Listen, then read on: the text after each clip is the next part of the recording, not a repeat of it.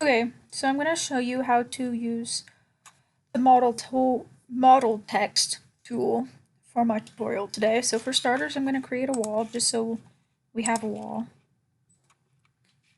Okay, so there's my wall. It's created. Now, in order to get my text to stay on the vertical surface, I need to set my work plane. So I can go up to here to set. It's under the architecture tab. So I click set, and I'm going to say pick a plane and hit OK. I'm going to hover over it, and you can see the outline of this side turns blue.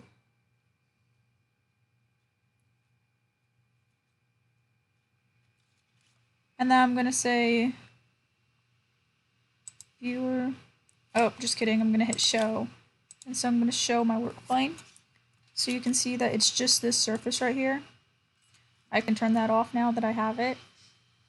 And then now that I've had my surface selected for my my work plane selected, I can go to model text, which is also under the architecture tab. And then I can, when it says edit text, you're going to enter the text you want. So I'm just going to enter hello just to show you. So I hit OK.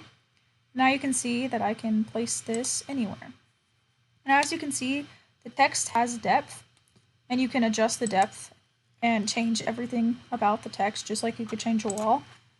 And pretty much this tool is good for like signage outside of buildings and stuff like that. So if you wanted your building to have your company logo on the outside or resort name or whatever it is on the outside, you can model that into Revit, which I think is really cool.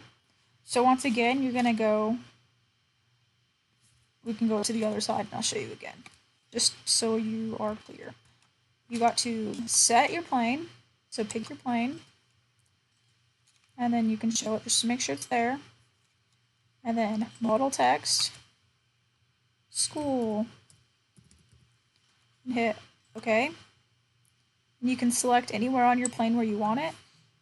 And then you can see there's a depth. So I'm going to adjust this depth. Instead of being 6 inches, I'm going to say 1 foot.